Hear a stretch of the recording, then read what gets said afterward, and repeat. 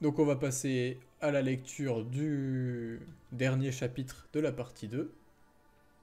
Donc le chapitre 108 en tout. Et c'est parti. Ce qui compte pour Assa.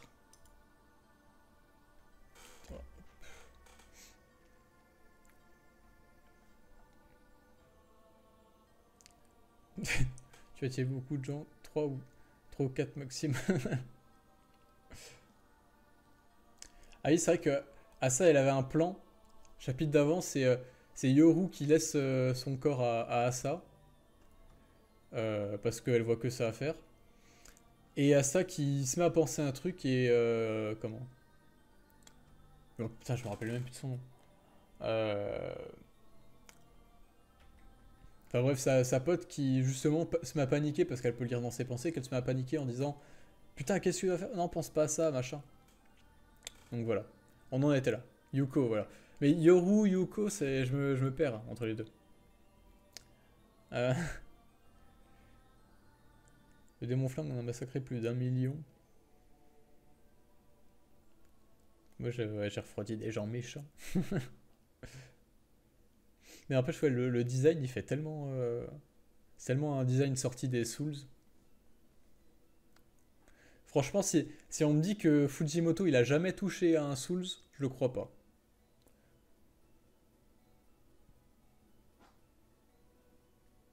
Enfin, après, tu me diras, les Souls eux-mêmes s'inspirent de beaucoup d'artistes différents, machin, donc ils ont peut-être aussi les mêmes influences.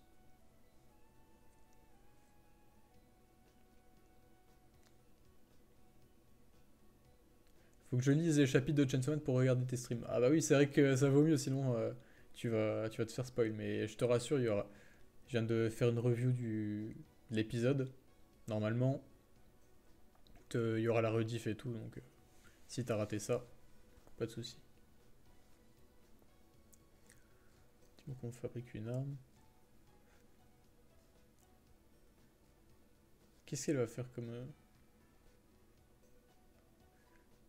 Tu fais une chose qui t'appartient, écrit son nom. Qu'est-ce qu'elle va faire? Ah mais oui, c'est cette page-là que je me suis fait spoil. Je me suis fait spoil cette page-là parce qu'il y a un connard sur Twitter qui, euh, qui s'est mis à dire ouais, Fujimoto il sexualise les personnages. Il y a du fan service. Nique ta grand-mère. Enfin bref. S'il y a bien un mec qui... S'il y a bien un mec qui fait du shonen sans sexualiser ses persos, c'est Fujimoto, mais bon.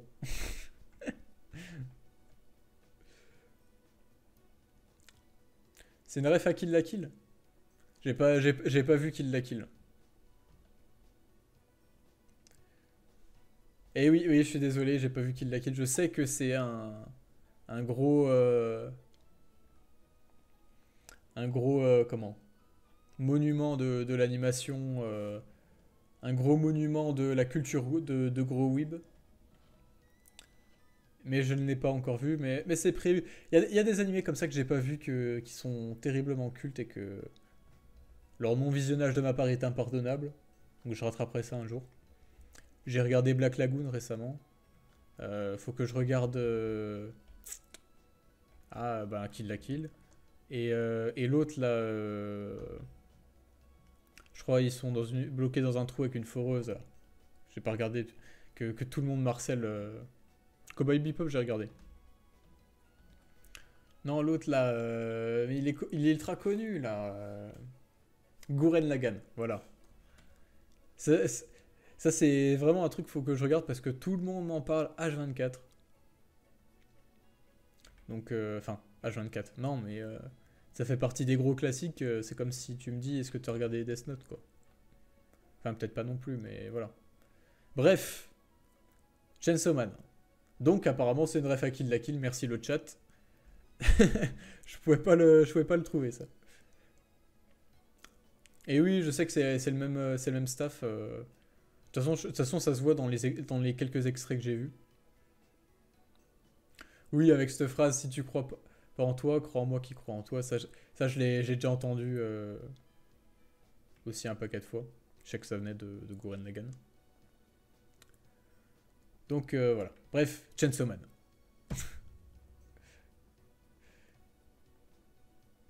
Je vais les résoudre moi-même, hein. Si je... Ah, le fameux. Est-ce qu'on fait un débat sur la peine de mort? Ça, c'est la fameuse technique de la dissuasion. Mais d'ailleurs, c'est hyper pertinent dans le fait que ce soit le démon justice, justement. Parce que justement, c'est un gros débat dans le, ce qu'on, bah, dans la justice, tout simplement. C'est est-ce qu'on fait la peine de mort pour la dissuasion, en fait? En mode, ouais, les criminels, comment? Si on leur dit qu'ils peuvent, qu'on peut les buter s'ils font des conneries, est-ce qu'ils vont pas y réfléchir à deux fois avant de faire leur crime et tout? Et ça d'ailleurs, je vais prendre position tout de suite. C'est peut-être c'est peut-être pas le bon truc à le faire en live comme ça, en impro, machin. Parce que bon, vaut mieux toujours argumenter avec des documents et tout. Mais oui, je suis contre la peine de mort et puis je suis pas du tout convaincu du côté comment dire, du côté dissuasif de la peine de mort parce que quasiment toutes les études qui se sont penchées sur le sujet montrent que ça changeait pas grand chose en termes de criminalité ou pas. Donc, euh, donc voilà. Mais faudrait, traiter le sujet sérieusement, il faudrait que je sorte des trucs sourcés et tout. Puis de toute façon, enfin, c'est un débat qui est tellement vieux qu'il y a des mecs qui sont vraiment spécialistes de la question, qui peuvent écrire des bouquins de 1000 pages sur le sujet. Donc,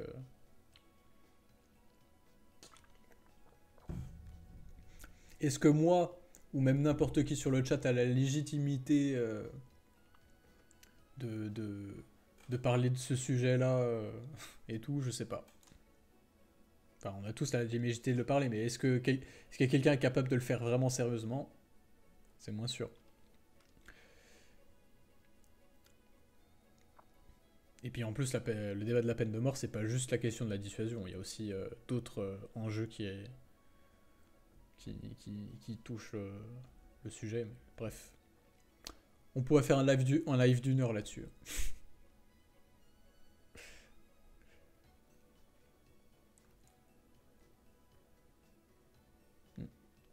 Donc ouais, elle a un délire de justice un peu à la Light Yagami, quoi. Oui, c'est clair. C'est clair, on peut pas avoir... si, enfin, on peut pas être... Si on devait débattre que sur les sujets sur lesquels on est expert, oui, on débattrait de rien. Mais, euh, mais c'est juste pour dire que, ouais, bon, c'est un sujet complexe et que, voilà, c'est pas sur un live comme ça qu'on peut traiter le sujet convenablement, on va dire. On pourra essayer si vous voulez après le chapitre. Bon, bref. Chainsaw Man. Je me disperse pas mal, hein.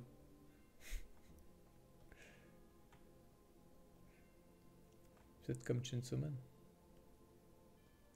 Quand tu vas pas activer avec le démon, je n'ai rien au fait. Ah, c'est Yoru qui parle. Fait que recevoir. On obtient sa puissance, je pense.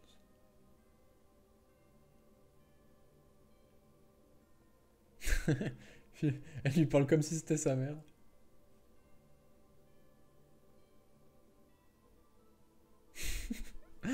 J'adore la tête de Yoru là qui est en mode hyper simpliste.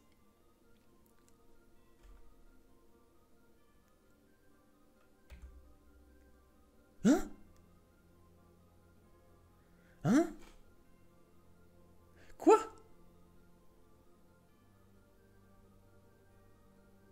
Quoi?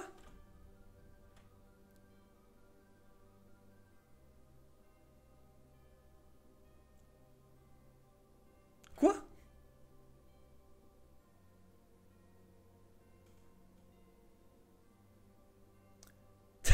C'est quoi ce bordel? C'est ce que ça c'est. Ça, c'est pas Yoru, c'est pas le Chainsaw Man.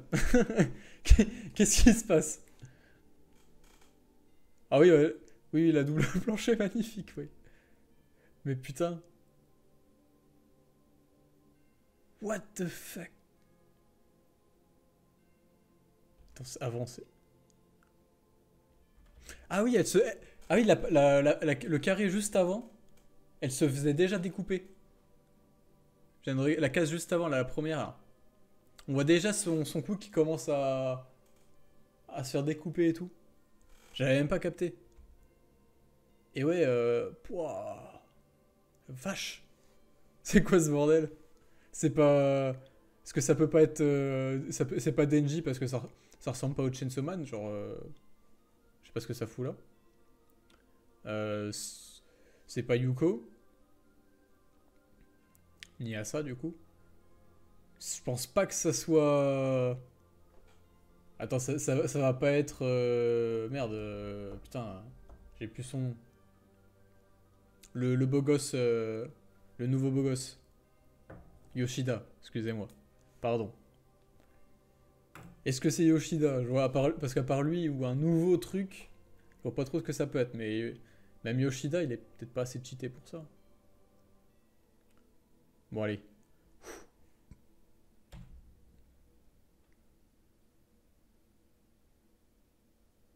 What? C'est quoi ça?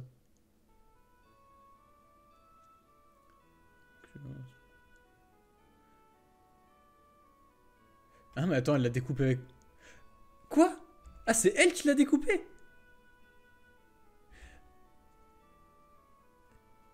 What? Ah oui, avec son arme. Genre, ah oui, d'accord, en fait, l'arme c'était une. Ah oui, d'accord. Alors, un effet rétroactif. Et ouais, c'est l'uniforme que sa mère lui a acheté. Ah oui, d'accord. Ah oui, d'accord.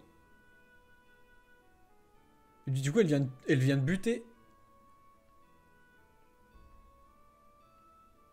Oh putain. Et en vrai, elle va être mal là. Elle vient vraiment de buter Yuko? Oh. Ouais, du coup, ouais, c'est ça, elle était hyper attachée au truc. Et, et du coup, elle a créé une arme surpuissante.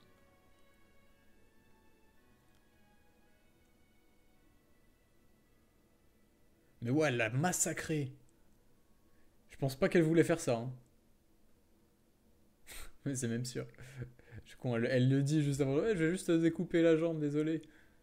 Bah. Et puis elle revoit Kokepi qu'elle a tué sans faire exprès. Ah ouais, ça, elle va être mal là, hein.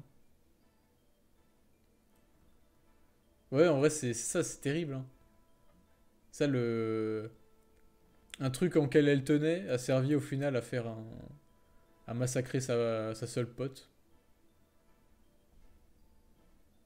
Le dernier souvenir de sa mère a servi à massacrer sa pote. Sans qu'elle le fasse exprès. Enfin bref.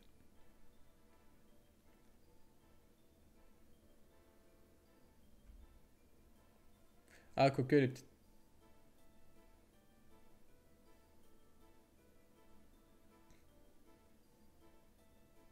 What?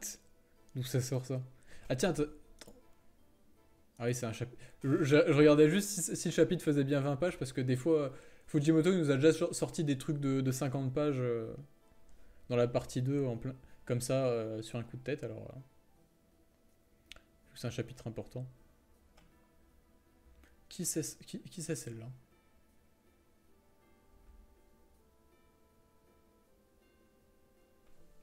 Putain, elle a des yeux comme Makima et Yoru.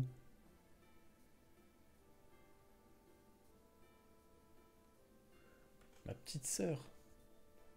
Ça c'est la théorie des quatre cavaliers d'Apocalypse là. La fameuse théorie. Donc en toute logique, c'est soit la famine, soit la mort, je crois. Ou la maladie ou la famine, je sais plus.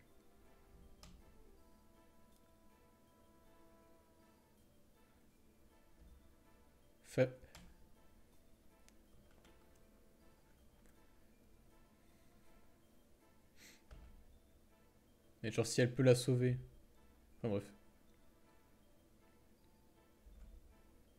What? What the fuck? C'est quoi ce bordel? Ah ouais. Ah ouais, d'accord. Elle l'a bien ressuscité là. Oh la vache. Dire qu'il y a des gens qui trouvaient que c'était lent le début de la partie 2, qu'il se passait rien. Putain, le bordel.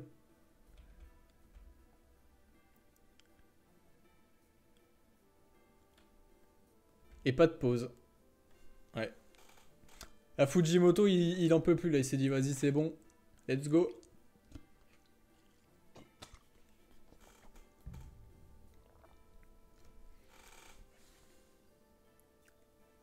Ouais, elle a pris trop. D'un coup, ça a accéléré.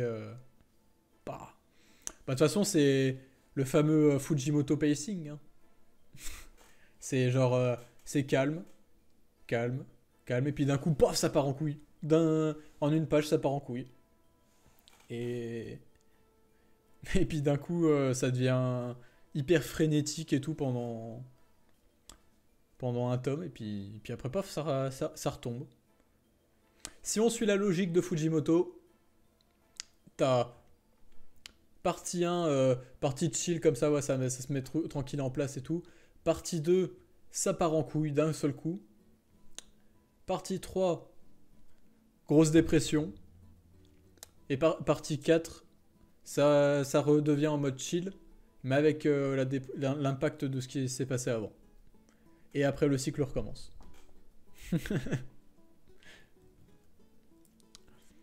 En vrai, ça se trouve, je sais pas du tout ce que ça va donner par la suite, mais c'est un gros bordel. Mais oui, du coup, vous pensez que c'est le démon famine? Parce qu'en vrai, il dit que c'est sa petite sœur. L'ordre des cavaliers, c'est d'abord celui de la domination, je crois que c'était la conquête, non? Un truc comme ça. Après, après le deuxième cavalier, ben, c'est celui de la guerre. Euh, Après, c'est celui de la famine. Et après, c'est celui de la mort, il me semble. Je crois que c'est dans cet ordre-là. J'avais le. Oh, c'est parti en couille, à toute vitesse. J'avais, il me semble,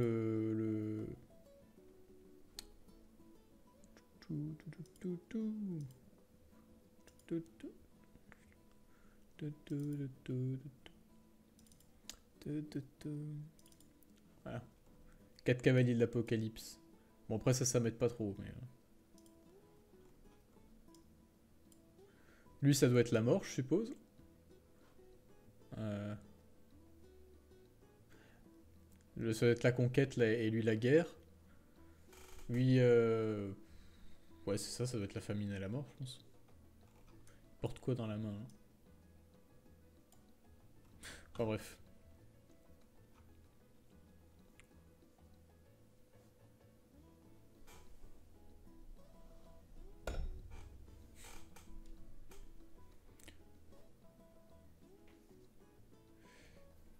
Oui, c'est vrai que le fait que. Le fait que ouais, Yuko soit grosse et tout comme ça semble lié à la bouffe, hein. Ça me paraît très logique. Encore, tu vois, ça aurait été le démon de la mort qui l'aurait enfin, genre, Yuko serait clairement morte et aurait ressuscité. Ça aurait pu être le démon de la mort, hein, pourquoi pas. Mais là, ça fait vraiment ouais, le truc qui se goinfre, quoi. Ta, ta, ta.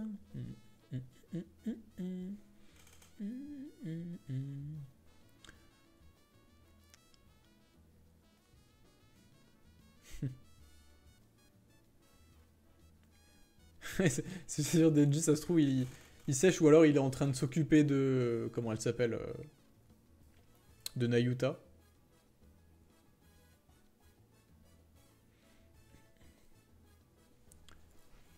Les boucles d'oreilles.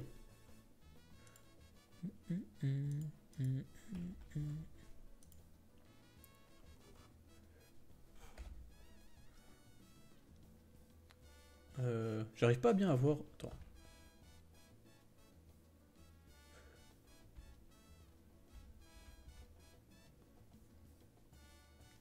C'est un espèce de triangle.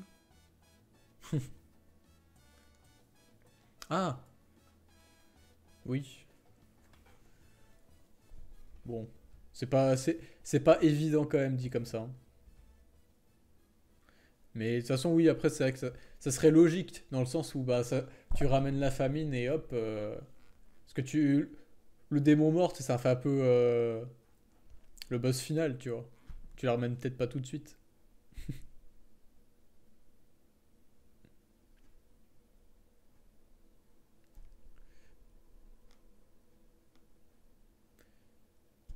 Enfin, bref.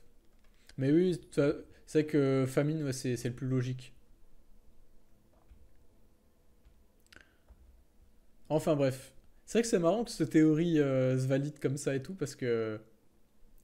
Genre, c'est vrai qu'elle semblait hyper logique, mais je me demandais quand même si Fujimoto allait la faire, parce que je trouvais que c'était. Enfin. Je sais pas, j'avais du mal à l'imaginer faire ça, tu vois.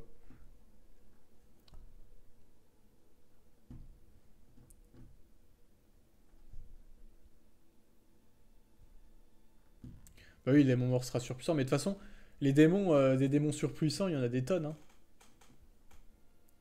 Enfin, genre, rien que le démon ténèbres, je suis désolé, mais moi, il me fait. Il y a aucun démon pour l'instant dans tout le manga qui est plus flippant que lui, hein. Le démon ténèbres, mais vraiment, son apparition, c'est n'importe quoi. Mais d'ailleurs, je me rappelle plus ce que c'est les peurs primaires, mais je sais qu'il forcément doit y avoir la mort là-dedans. Je crois qu'il y a la peur du vide. Donc le démon vide, pareil, ça serait un truc. D'ailleurs, le démon vide, non seulement ça serait il serait cheaté, mais en plus, je pense qu'il y a tellement moyen de faire un truc perché en termes de design. Comment tu représentes le vide?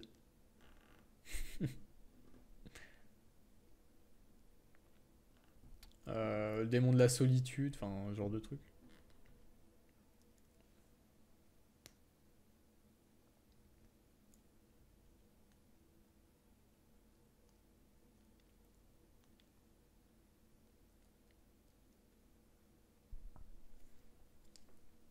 Mais oui, Fujimoto, c'est ça, c'est qu'il est capable de niquer toutes tes théories en une seule page parce qu'il a décidé de. Comme ça, que en fait, non. C'était pas ça. Mais ouais, enfin, c'est vrai que la théorie des cavaliers, elle est hyper solide.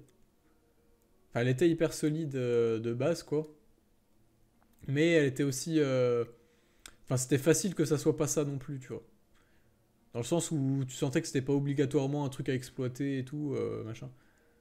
Mais là, là par contre, c'est clair que du coup, ben. Enfin, pour moi, là, elle est quasiment validée, en fait, hein.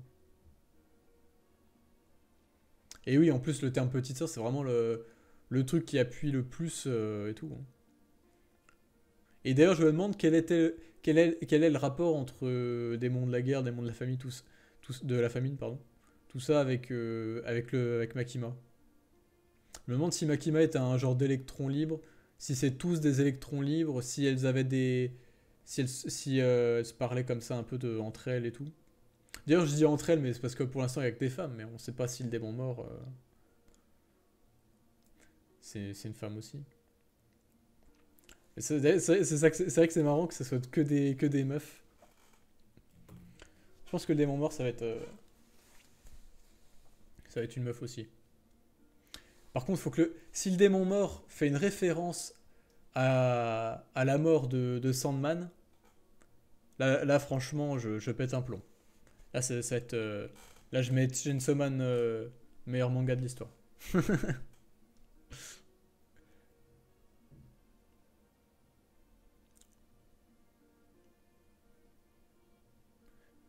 Et ouais, le démon de l'enfer qui est devenu assez nul à cause de l'athéisme. Ça, c'est un des trucs que j'avais un peu théorisé dans la vidéo sur le véritable sens de Chainsaw Man. Enfin, que j'avais même théorisé dans mes premières reviews pour vraiment les vieux de la vieille qui regardaient les reviews à l'époque.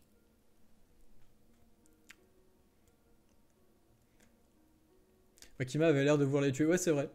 Oui, oui, oui, c'est vrai qu'en plus elle le disait, hein. Elle avait fait la liste justement des trois en disant ouais la guerre, la famine, la mort, machin. C'était vraiment.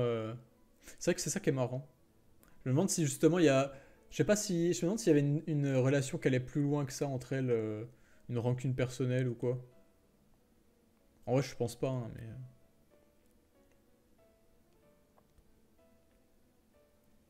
Et ouais, c'est que des meufs qui vont tourner autour de Denji. Mais d'ailleurs, je me demande si elles auront tout un rapport différent avec Denji, ça pourrait être marrant. Un rapport en lien peut-être avec leurs démons, genre Makima qui est le démon de la domination, elle dominait Denji tout le temps. Yoru qui est le démon de la guerre, je la vois bien s'engueuler tout le temps avec Denji et tout. Ça se trouve, le démon de la famine, elle va lui piquer sa bouffe. Enfin bref. Et puis Denji, si on lui pique sa bouffe, là par contre, ça va être vénère, hein. Encore, on pouvait le traiter comme un chien, on peut se disputer avec lui, mais par contre, si on lui vole sa bouffe. Fujimoto qui fait une rom-com. Ah, moi je dis oui. Ah putain, Léo, j'avais pas vu vertical. C'est bon, j'ai compris la blague, j'ai compris. Arrêtez, s'il vous plaît.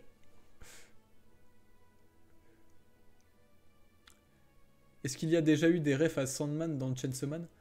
Non, je crois pas.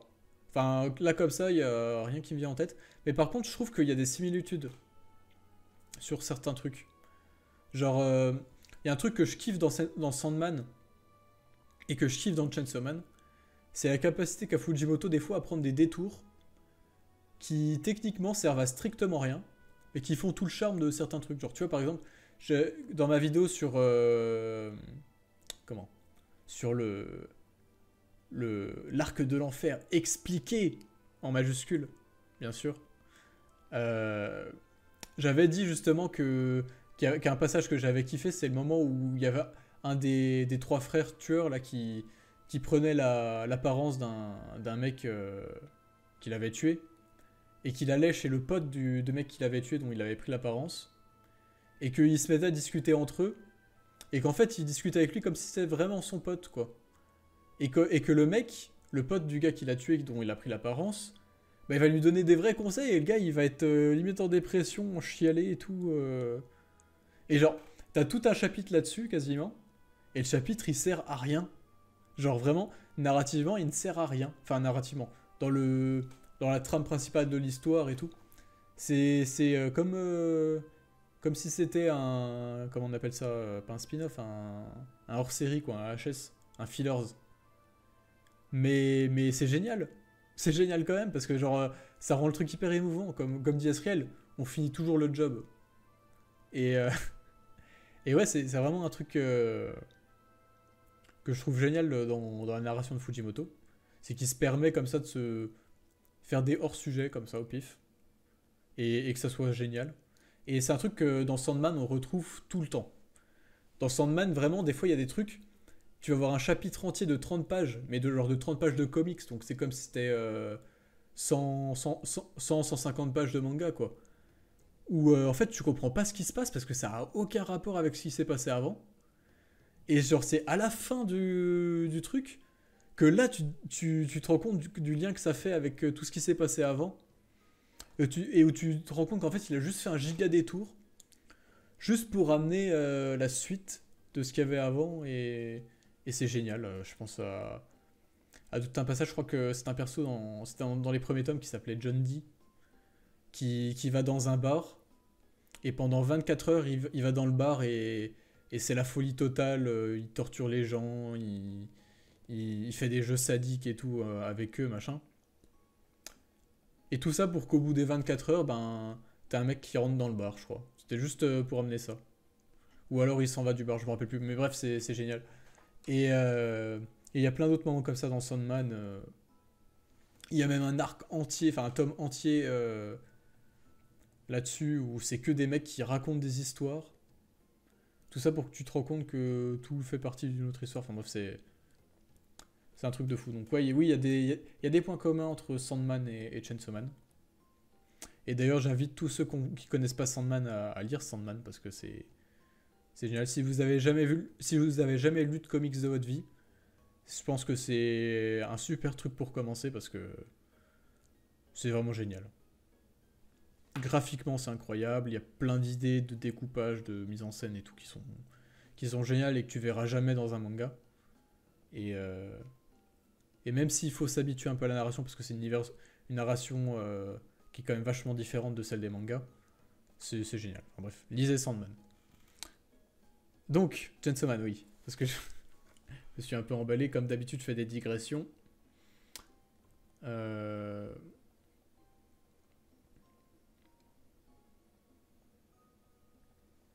Il va voir ses 10 copines et sa donne de sexe.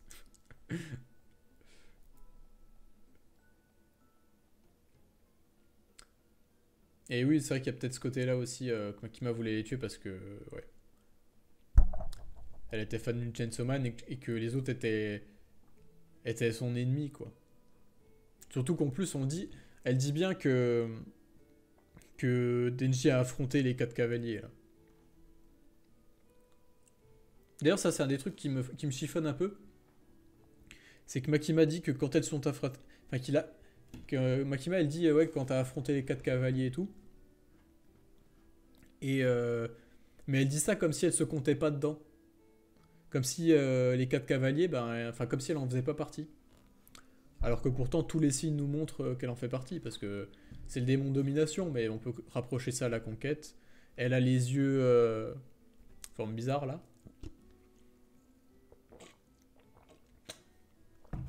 Enfin bref, c'est le seul parti de la théorie qui me laissait un peu circonspect. Mais, mais après, je me dis que ça se trouve, c'est un problème de traduction aussi. Enfin bref.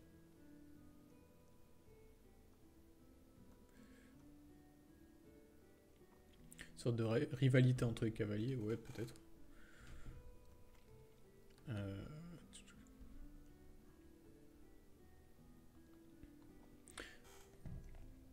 Ouais, que l'Antafino sera le démon mort.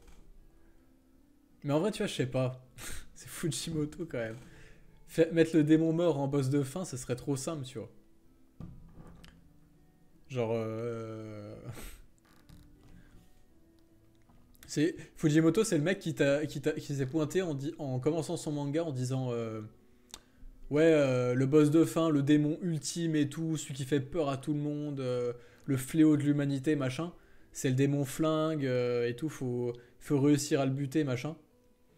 Au final, il nous a lâché milieu d'histoire que le démon de flingue a déjà été battu, que c'est juste les grosses puissances mondiales qui se battent, qui se partagent son corps, enfin qui se battent sur sa dépouille pour avoir le plus de puissance possible.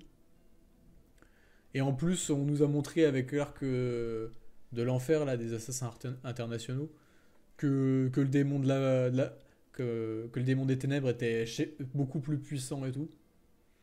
Donc vraiment, Fujimoto, il nous a fait croire un truc et tout pour qu'au final, nous amener sur totalement autre chose. Donc je me méfierais aussi de ce genre de tournure qui paraissent un peu trop simples. Genre, genre oui, dire ouais, le démon le plus puissant, c'est le démon de la mort. Et ça sera le boss de fin. Moi, je trouve que c'est un peu facile, tu vois. Enfin, bref.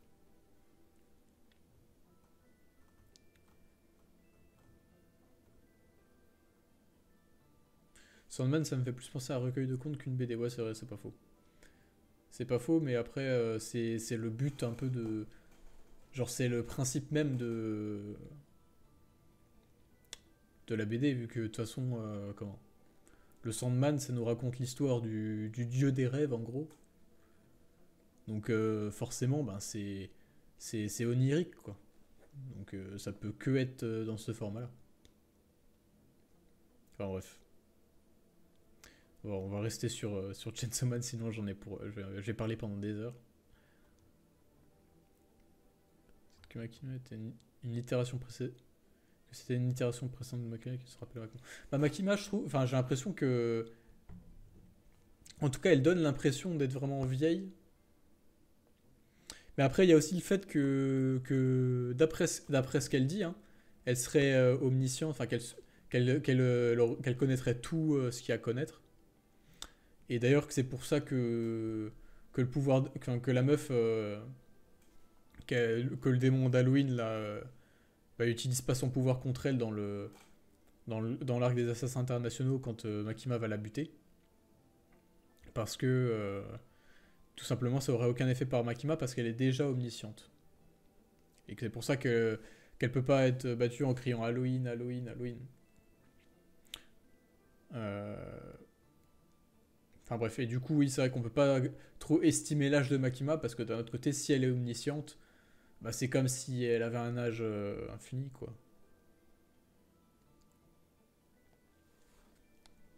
Enfin bref.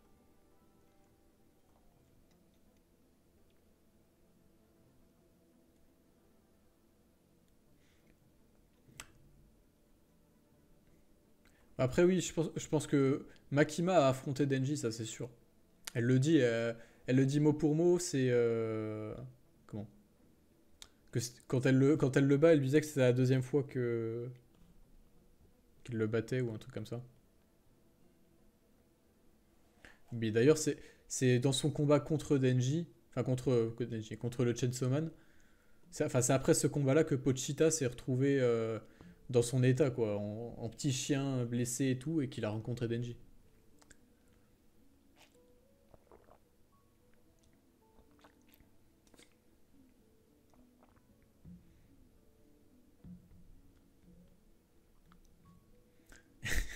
Est-ce que Chainsaw Man sera un manga de propagande libérale? Eh bien non, parce que cette théorie est mise à mal par la scène du Kobeni Burger. Désolé Asriel, tu peux pas lutter. Les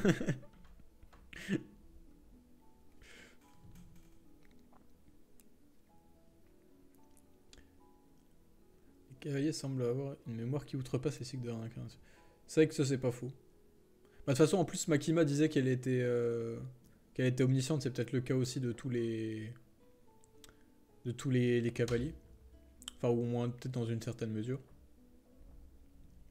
Après, je sais pas, Makima, ça avait vraiment l'air d'être un cas à part là-dedans, parce que vu que Makima c'était le démon domination, et que ça lui permettait de dominer des démons et de s'octroyer leur pouvoir, elle a pu s'octroyer tellement de pouvoirs différents que ça lui a permis vraiment d'avoir des possibilités immenses et de se retrouver, comme elle dit, à être omnisciente, à pouvoir faire tel truc, machin. Donc, c'est un peu. Elle était vraiment cheatée, hein, Makima, hein. Et. Enfin, bref. Et oui, tous les démons se réincarnent. Le seul cas où un démon se réincarne pas, c'est quand il se fait bouffer par Denji. Enfin, par Denji, par le Chainsaw Man. Distinction importante. Parce que je sais que c'est un truc qu'on m'a demandé plusieurs fois. Y a un gars dans les commentaires qui m'a lâché un commentaire dans ma vidéo sur le génie de Chainsaw Man où il disait ouais, tu dis n'importe quoi, comment Fujimoto, il écrit pas son truc à l'avance, il y a plein d'incohérences. Parce qu'à la fin, quand Denji il mange Makima, Makima se réincarne en Ayuta et tout, alors que normalement le démon devrait disparaître, machin. Alors qu'en fait, c'est bien précisé que c'est le Chainsaw Man, quand le Chainsaw Man mange des trucs, que le démon disparaît. Alors que dans le manga, en fait, le seul moment où le vrai Chainsaw Man apparaît, c'est dans le premier combat contre Makima. Et après, en plus, il laisse sa place à Denji. Et puis on sent que d'ailleurs que même pendant le combat, Denji reprend un peu sa place parce que le Chainsaw Man se met à danser, à faire danser Kobeni, à lui faire bouffer des glaces et tout, au lieu de juste massacrer des gens. Et dans le dernier combat, il y a Makima en plus qui dit pourquoi c'est Denji là, il est où le Chainsaw Man, machin. Donc bref, c'est pour ça que quand Denji bouffe Makima, le démon de la domination ne disparaît pas, c'est parce que voilà, c'est Denji et pas le vrai Chainsaw Man.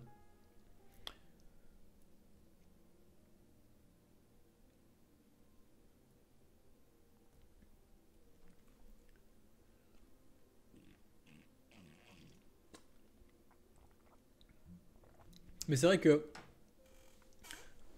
le, le Fujimoto, son world building, il est tordu. Il est tordu, mais il est tordu, et puis en plus, il. Comment? Enfin, il l'explique pas beaucoup, quoi. Genre, il va l'expliquer le temps d'un dialogue. Dialogue qui sera peut-être parfois ambigu et tout. Donc, ouais, faut vraiment. Des fois, faut un peu se creuser la tête hein, pour tout comprendre.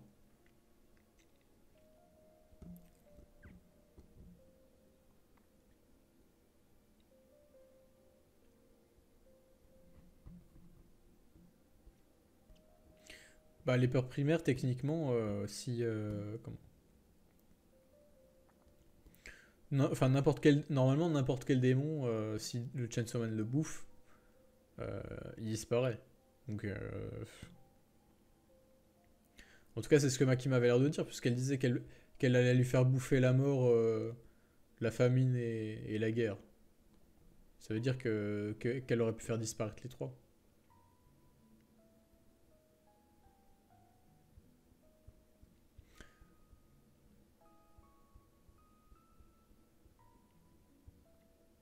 En tout cas, c'est vrai que j'ai hâte de faire un peu la review de. Enfin, la review. L'analyse de ce premier arc de la partie 2, parce qu'il y a vraiment beaucoup de choses à dire, hein. Entre le démon justice. Enfin, après, là, c'est anecdotique, hein, ça, c'est pas trop poussé non plus. Mais c'est vrai que rien que sur ce chapitre-là, t'avais un peu le débat sur la peine de mort et tout, la dissuasion, tout ça. Mais pour moi, un des trucs les plus importants en quelque sorte, et qui n'avait pas été traité et tout dans la partie 1 parce que c'était pas pertinent de le faire à ce moment-là, c'est le côté qu'en fait le pouvoir de Denji, il est terrifiant. Genre, enfin le pouvoir de Denji, le pouvoir de Chainsaw Man, il est affreux en fait, hein. Et en fait, le malaise de Yoru, le fait qu'elle déteste le Chainsaw Man, pour moi, c'est à raison, parce que c'est vraiment. Elle a peur que son existence soit complètement effacée. Pas juste qu'elle meure, que son existence, tout ce qu'elle a fait, tous les souvenirs d'elle disparaissent, comme si ça avait jamais existé. Rien que d'y penser, c'est terrifiant. Parce qu'encore, tu dis déjà la mort de base, c'est terrifiant, mais l'oubli, le fait de rien laisser derrière, que, que ça fasse comme si tu n'avais jamais existé, c'est encore pire. C'est pire que la mort, parce que c'est la mort plus. La mort plus plus, quoi. C'est la double peine, quoi. Donc c'est vrai que c'est un truc qui est. Et puis ça. Comment? Ça pose des questions vraiment existentielles de qu'est-ce que je laisse derrière moi, qu'est-ce que. Oui, non, mais nous, les humains, tu vois. Et encore, même ça, on essaye toujours comment, dans notre tête, on espère toujours être souvenu et tout machin et tout. Mais, mais tu sais, elle, c'est un démon. C'est un démon qui existe depuis la nuit des temps, tu vois. Dans sa tête, elle est éternelle et tout. Donc, c'est encore pire pour elle, quoi. Ça va être terrifiant. Nous, en fait, si tu veux, d'un autre côté, on s'en fout qu'on soit oublié dans trois 4 générations parce que, en fait, dans trois 4 générations, c'est les gens qu'on connaît qui se souvenaient de nous qui seront à leur tour morts, quoi. Alors que. Alors que, enfin, ce qui est important pour nous, c'est que justement, c'est les gens qu'on connaît, c'est important qu'ils se souviennent de nous. Après, oui, il y a les gens qui ont un ego énorme, qui veulent que le monde se souvienne d'eux-mêmes, qui veulent marquer l'histoire et tout ça. Mais même les gens normaux, tu vois, ils veulent que les gens qu'ils ont connus se souviennent d'eux. Et c'est pour ça qu'à la limite, dans trois quatre générations, ils s'en battent les couilles que personne ne se souvient d'eux, parce que tous les gens qu'ils ont connus, ils seront morts, tu vois. Mais, euh,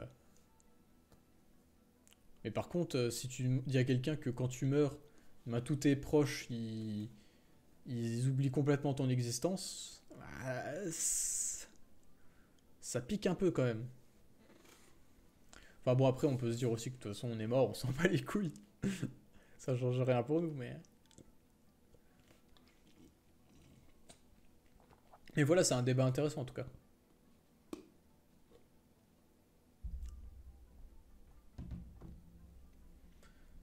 bref, je pense qu'on peut conclure là-dessus. Je me suis déjà emballé, je suis déjà pas mal emballé. Au final, l'épisode était génial. Le chapitre était génial. Chainsaw Man, c'est génial. Et, et voilà. Et le mardi, c'est génial. Et le futur, c'est génial. Bon, voilà, je m'emporte. Bon, allez, du coup, on s'arrête là. On se retrouve mardi prochain, du coup. Enfin, peut-être mardi prochain. C'est pas encore sûr à 100% parce que je change d'appart. Je retourne en entreprise, là. Et la connexion est pire qu'ici. Donc voilà. Je promets rien. Et j'y retourne pour 3 semaines. Donc si ça passe pas, voilà. On n'en fera pas de live avant au moins un mois quasiment. Voilà, voilà. Donc sur ce, je vous laisse passer une bonne soirée et tout. Et puis on se voit peut-être avant pour un chapitre de Tower of God. Ah, peut-être. Faut voir aussi selon l'emploi du temps parce que là, c'est la dernière semaine de cours avant la reprise en entreprise. Ils nous foutent tous les contrôles, donc voilà. En plus, avec le sport et tout, ça va être chaud au niveau timing. Voilà, voilà. Donc, ouais. On espère pouvoir se refaire des lives comme ça. Et puis à la prochaine. Salut!